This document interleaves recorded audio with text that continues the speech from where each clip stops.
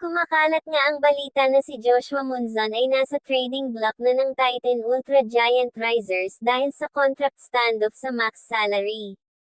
Kung totoo yan, malaking development na sa PBA off-season.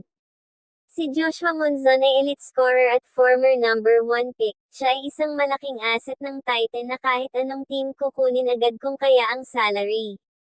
At ang San Miguel Beermen ay gusto nilang kumuha ng future-proofing sa wing spot. Kung mapupunta si Joshua Munzon sa SMB, ang pwede nila i-offer sa Titan kung sakali ay sina Wami Chongson plus Chris Miller para balance. Parehong pasok sa salary at PBA rules, pero depende pa din yan kung papayag ang Titan. Ang SMB ay kulang sa shot creator pag nagpahinga si CJ Perez. Si Joshua Munzon kayang kumuha ng sariling tira at akma sa edad din kay Junmar Fajardo at CJ Perez. Si Wami Chongson ay perfect maging sidekick ni Fran Yu at Cade Flores, mas mababa ang ego at marunong pumasa, habang si Chris Miller dagdag size sa wing na wala sila. Kung matuloy ang Titan gets Wami Chongson plus Chris Miller, SMB gets Joshua Munzon, malaki ang shift sa dalawang koponan. Sa Titan, mas balanced pero mature ang backcourt nila ngayon.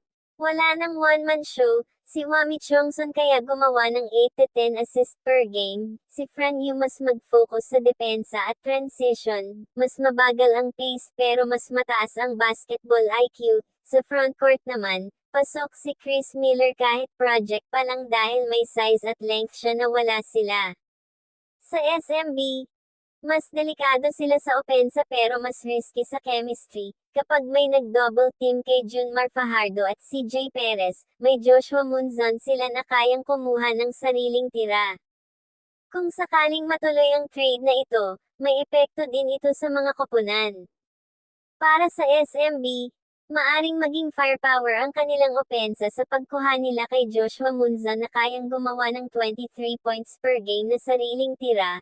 Ang depensa at hustle ni Joshua Munzon ang siyang makakadagdag panalo sa koponan, mas malaki ang chance niya mag-champion, pero mas maliit ang magiging role niya dahil hindi na siya ang first option ng team.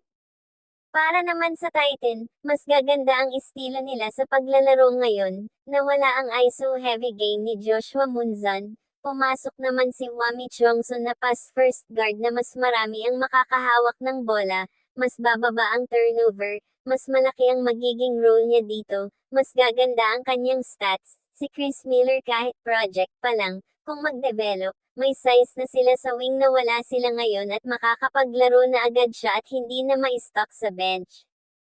Nawalan sila ng best scorer, pero magkakaroon naman sila ng mas mature na roster. Ang SMB ang may kunting advantage sa trade na ito, pero depende pa din yan kung paano gagamitin ng mga coaches ang kanilang mga bagong players.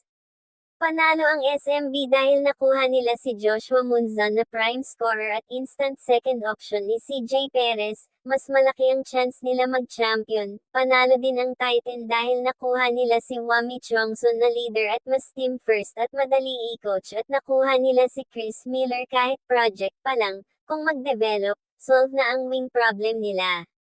Pero ang tunay na panalo dito ay ang mga fans dahil maglalaro ang SMB ng mas exciting, mas maraming isolation, mas maraming highlights. Ang Titan naman maglalaro ng mas organized ngayon, mas maraming close games, at mas competitive.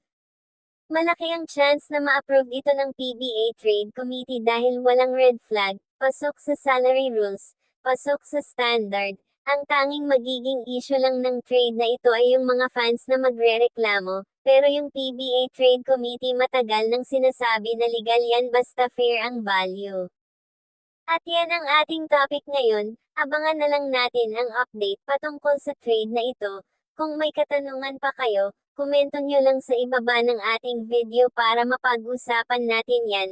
At kung umabot ka naman dito paki-subscribe mo naman ang ating channel para updated ka sa mga bagong upload natin dito. Yun lamang po at maraming salamat po sa inyo.